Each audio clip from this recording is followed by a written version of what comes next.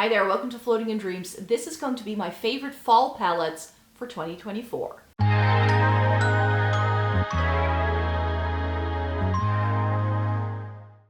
Welcome to everybody watching today. Thank you so very much for joining me.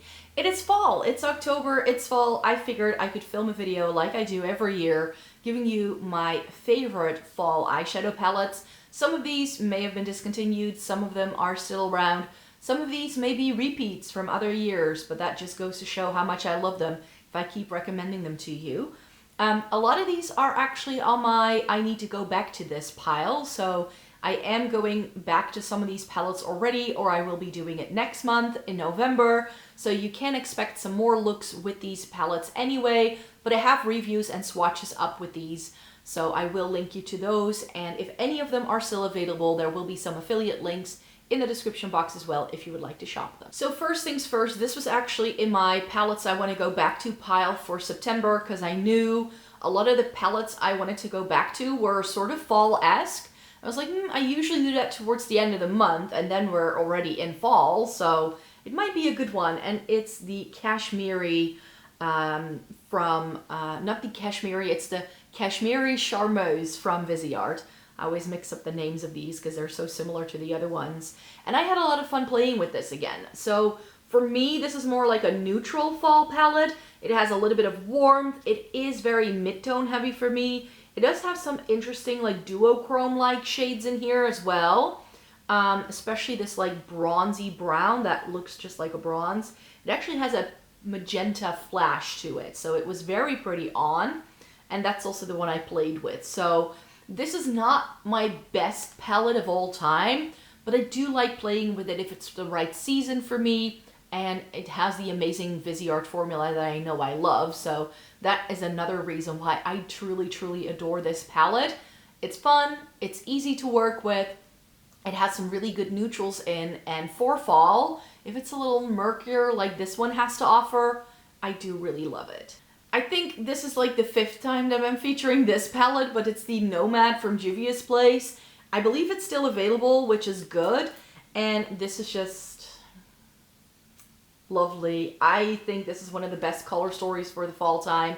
You get your grungy, swampy, greeny neutrals. You have your pumpkin patch if you so wish to.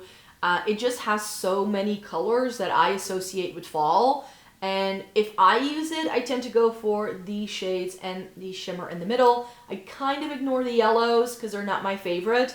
But overall, this is a really pretty palette. It still, till this day, has really good formula. If you're looking for something that's a bit more affordable and you want that grungy fall vibe, I think Juvias Place is a great place to start. Next palette is no longer available, but the brand still sells 2 palettes that are like spin-offs off of this. There is a Fall Magic and Sorcerer Smoke from Unearthly, but this is the original Fall Magic, and I'm so happy to own it.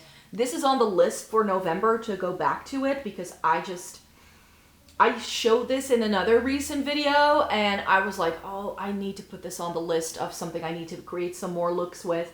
I think this is absolutely stunning. It has, again, all the fall vibes, but you do get some brighter pops of colors. It has some cool tones in here as well, so you can create a full-on cool-toned look with this if you want to.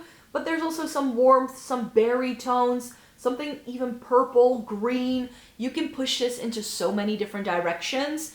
I have no clue yet what I want to do with it. This is going to be one of those palettes that I open up on the day that I'm going to do the look. And then I go like, I'll choose you.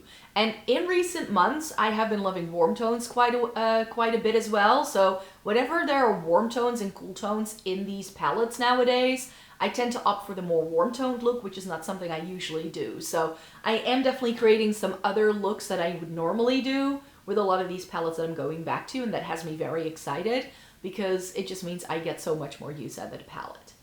Currently, in the palettes I need to go back to pile is the Haunted Europe from Nomad, and this is back in limited quantities for Halloween, so I'm not sure if it's still in stock. I have no idea. Nomad does now ship from a European fulfillment center, so that means that if you're in the EU, you're no longer hit with extra custom and shipping and handling fees, but this is such a good fall palette as well. You get cool tones, warm tones. It has the pumpkin patch, but it also has like your gothic-y sort of grayish purples and things like that in. So you can go graveyard with this, or you go pumpkin patch. You can do both.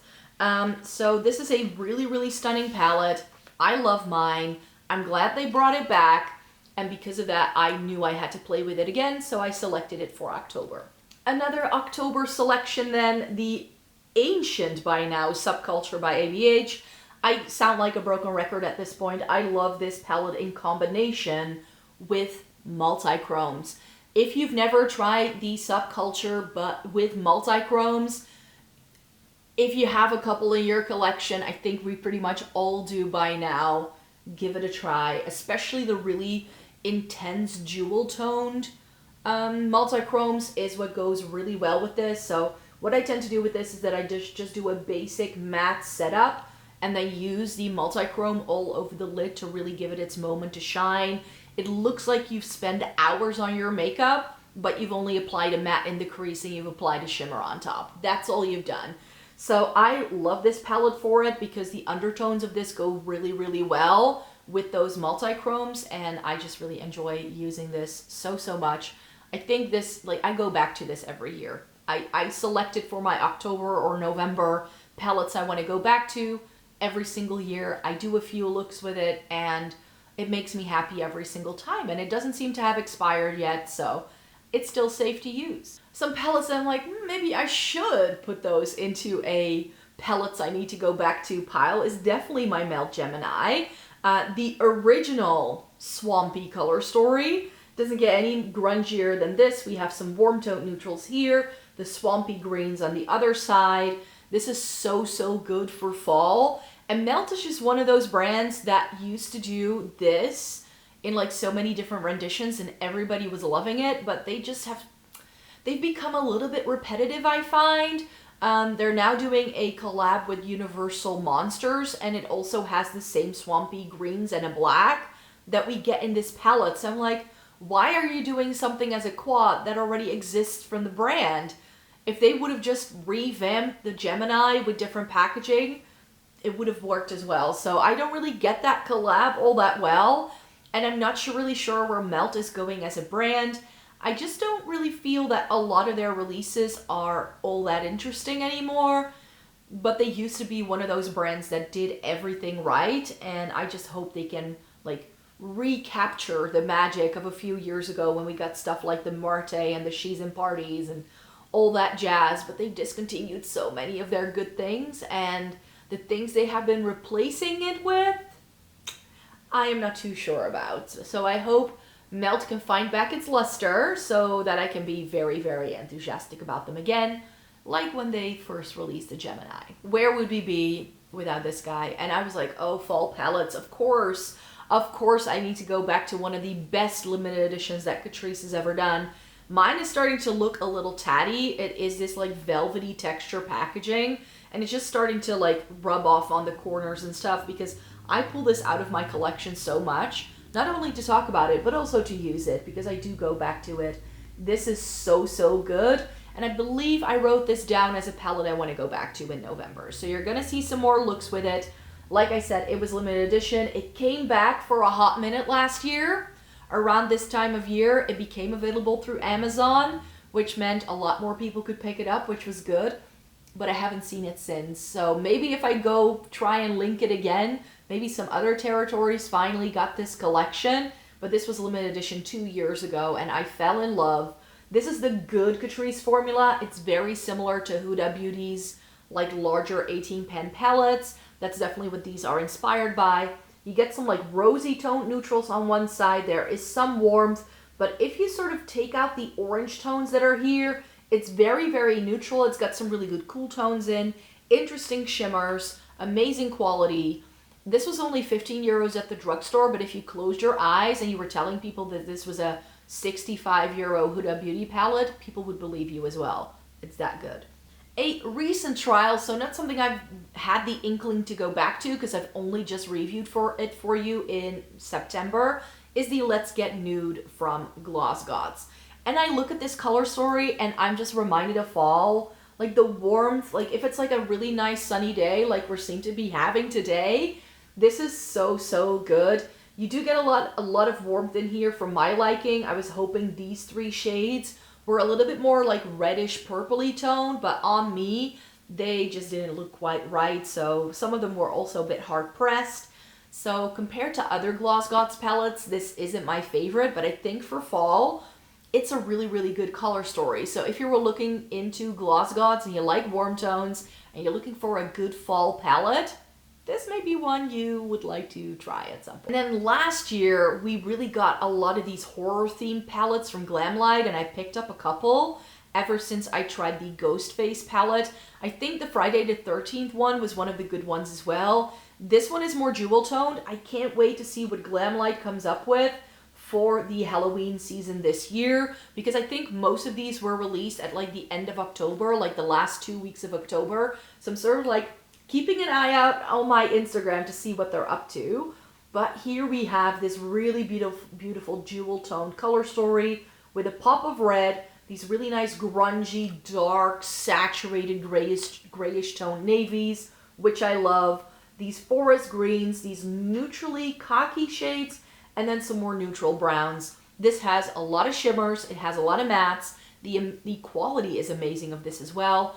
If they still do it, I'm not sure, because a couple of these became really hard for me to link after a couple of months. But yeah, I hope they bring something like this back for the Halloween season this year, and that they are going to be dropping maybe some collabs with other horror IPs. That would be lovely, because I love the horror series that Glamlite does. And the final palette I need to mention is this guy. This is the Fighter palette from Fantasy Cosmetica.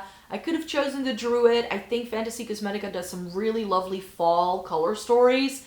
The new one, the Enchanted Forest, is that's what it's called, is one that I did buy for MONOLITH. I have it in finally, but I still need to do all the swatches and test it out.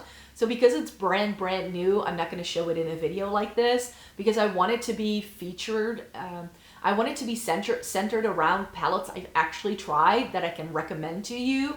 I don't want to recommend palettes just because they have a color story that fits the theme. It also needs to be the quality I love. But Fantasy Cosmetica is one of my favorite indie brands. I love their formula. So I have high hopes that the new Enchanted Forest palette from them is just as good as these 9 pans. I'm testing out the Cradle in Ice this month, and then next month I will get to that fall palette. So it's still going to be part of fall. Don't worry, don't worry.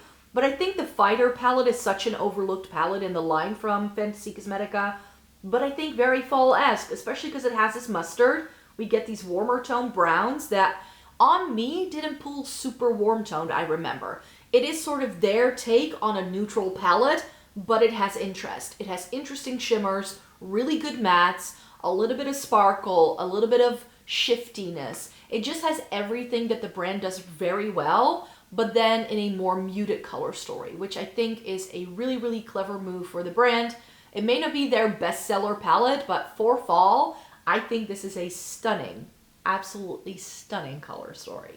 So thank you so very much for joining me here today. Thumbs up the video if you liked it. Subscribe to the channel because I do make regular content with a lot of my eyeshadow palettes all the time. So you can expect much more eyeshadow palette related content going live every single month on this channel anyway. So let me know in a comment down below what your favorite fall palettes are. I would love to know. For now, if you could thumbs up the video and subscribe, that would greatly help me out. And if you're subscribed, then of course you can also be notified for when I post new videos, which is 4 times a week over on the channel. So I will be back with some new content very, very soon. So I'd like to stay tuned for more, and then I hope to see you in my next one.